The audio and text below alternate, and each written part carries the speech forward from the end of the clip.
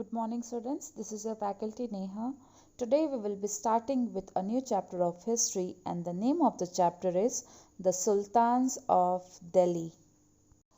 In this lesson, you will learn briefly the states and the policies of the sultans, their administration, socio-economic conditions of the period, and the contributions made by them in architecture and literature. If we begin from 8th century, there were repeated inventions from and across the northwestern borders of India. These inventions aimed at looting the wealth, acquiring territories, and spreading Islam.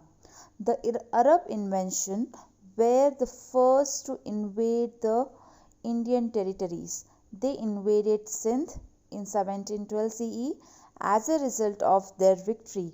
The provinces of Sindh and the Multan came under their control.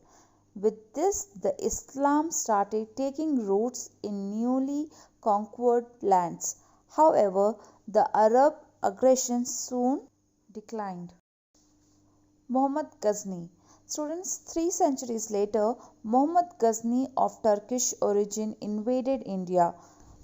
Muhammad was Sultan of Ghazni. It is a small kingdom in Afghanistan. He invaded India 17 times, looting and destroying the prosperous city and wealthy temples. Few of the examples are Sri Krishna Temple at Mathura and Somnath Temple in Gujarat. Muhammad Ghori.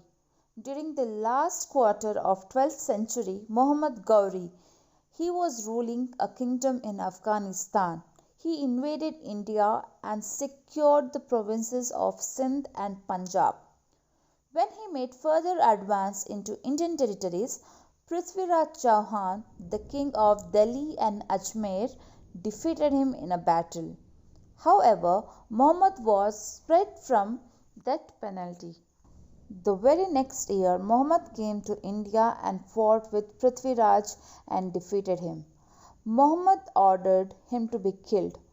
Delhi came under the control of Muhammad Ghori. Before returning to Afghanistan, he transferred the conquered territories to his general by name Qutbuddin Aibak, and then Aibak started ruling as the Sultan of Delhi. Qutbuddin was the first Sultan of Delhi, and he had originally been a slave, and hence the dynasty founded by him is known as Slave Dynasty. The slave, the Khilji, the Tughlaq, the Said, and the Lodi are the 5 dynasties who ruled Delhi. He made the Turkish rule in India more powerful by defeating his enemy. To mark his victory, he started constructing Qutub Minar at Mehrauli near Delhi. Later it was completed by Sultan Iltutmish. The Khilji dynasty. After the slave dynasty, the Khilji dynasty came into power. Alauddin Khilji was the strongest of all the sultans of Delhi. His rule was based on military power. Alauddin introduced several reforms in administrative, military, and economic fields. He regulated the price of goods commonly consumed. He banned the consumption of liquors and gambling in Delhi. Alauddin aspired to conquer entire India. In the first instance, he conquered North India by his military strength, and then to South India he had sent Malik Kafur, a slave who was close to him, with a huge army. Malik Kafur invaded the 4 major kingdoms of South India and looted their capitals.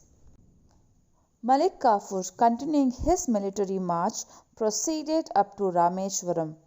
All along the route, his army destroyed several places of worship and looted all the wealth.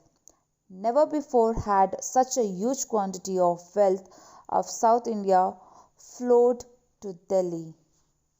Alauddin patronized Amir Khusru, Amir Hassan, and their Persian poets. He built a new fort in Delhi known as Siri. Alai Darwaza in Delhi, a grand structure, was his contribution to the architecture. The only female ruler during the Sultanate period was Razia, a daring sultana.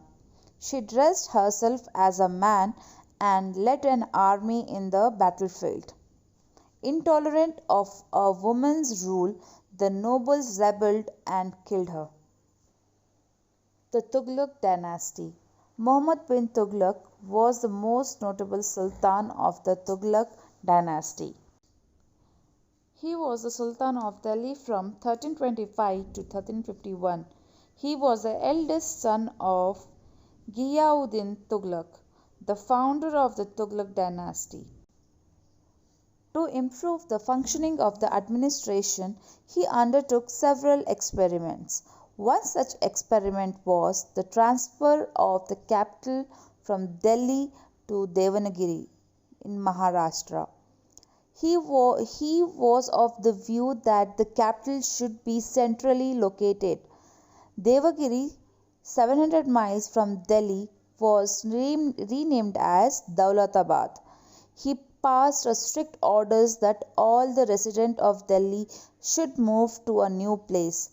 The residents of Delhi who were forced to leave their home faced untold misery in the course of their journey to a far place in the south.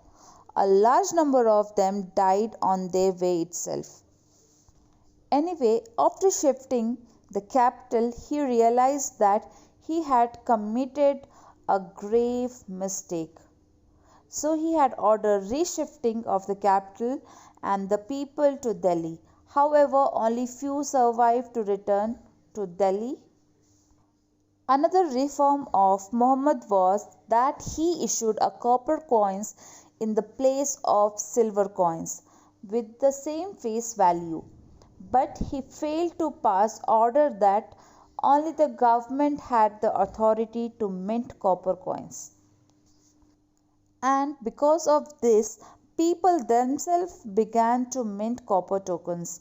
This resulted in the devaluation of the coins. Finally, he abolished the use of copper coins. He exchanged the silver coins for copper coins. This experiment proved a great failure and weakened the financial condition of the state. After the Tughlaq rule, the Sayyid and the Lodi dynasties ruled from Delhi for a short period. The last Lodi ruler, Ibrahim, was defeated in the Battle of Panipat by Babur, who led the foundation of the Mughal rule. Now let's see the contributions of Delhi Sultans. Administration. Although the Hindu formed the majority under the Sultanate, the administration functioned on Islamic lines. The army formed the backbone of the state. The sultans were absolute. Balban, a notable sultan, declared that he was God's representative and hence he is answerable only to God alone. The sultans, however, had to face frequent revolts from the local people and the rulers. The few of the main structures built by sultans were the famous Qutub Minar, Alai Darwaza, an impressive entrance, Quwat ul Islam Mosque, and the fort of Siri. All these are in Delhi. During the Sultanate period, the Urdu language evolved. That's all from this chapter. Thank you very much for paying attention. Have a great day ahead.